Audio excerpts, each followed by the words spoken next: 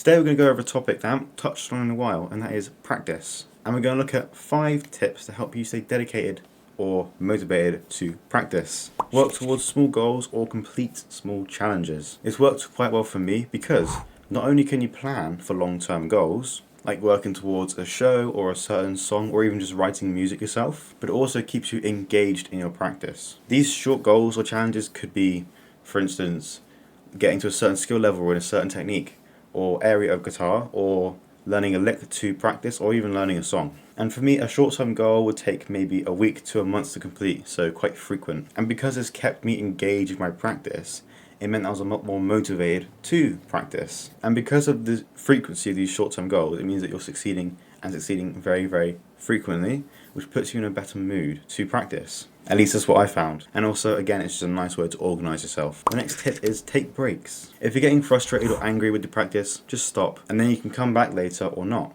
This could be, if you're getting frustrated about something you're practicing, you can't quite get it right consistently, or you just can't get it, or you're just not in a good mood. And this isn't to say, oh, every time you're in a bad mood or you just can't be bothered, then don't practice. Don't think that would help at all. There definitely has to be a level of perseverance. And a lot of the time, playing guitar lifts my mood. So if something's tough, you can't get it, or you're just not in the mood to play, can't be bothered, then keep going, keep practicing, try to get it, or give practicing a go if you can't be bothered. But if it's having a negative effect and you're just starting to regress, then stop. There's no point in continuing. Don't just practice exercises. I've been over this one before, so I'll keep it short. But for me, exercises can be a bit repetitive. It's definitely important to do exercises. They're a really good way to gain a lot of skill in a certain area or technique relatively quickly. But it's also very important to have variation in your practice, because it'll not only keep it engaging, but it'll also help your practice in general, because you're attacking a wider range of skills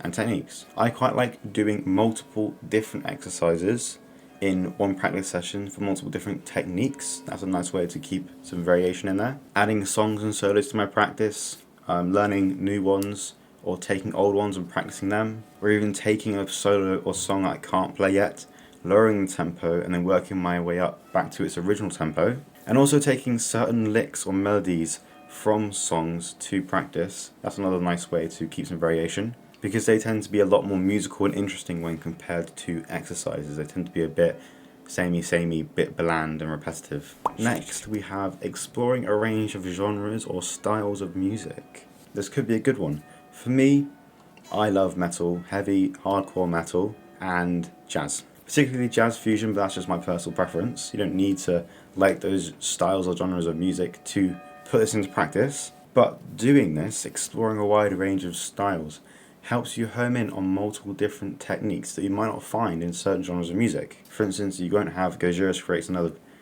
pick scrape noises and a massive breakdown with loads of distortion in a jazz standard, obviously. And it also helps maintain an interest in practicing, because if I ever got bored, because I've just been doing it so much, or I just wanted to switch up, it allowed me to go to a completely different thing, because obviously they are polar opposites of music. I know this one could be super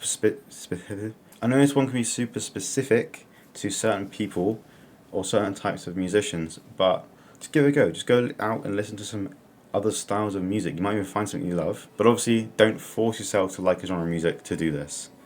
Practice has to be fun and enjoyable. And this last one is more of a general tip, but practice does not need to be in massive blocks of 1 or 2, 3 hours. It can be quite hard to just dedicate that much time in one go to one thing. You can just do 10 to 20 minutes at a time, go away, come back, and do another 10-20 minutes, and it adds up. This is also really helpful if you are quite busy and you're fitting it around things. You don't need to do massive chunks of practice. You can just do short little bits every now and again, and it will add up. So this is a good one if you're quite a busy person. But that was 5 tips to help keep you interested in practice. If you enjoyed this video and found it helpful, give it a like, subscribe if you're new, turn on the notification bell, and I will see you in the next one.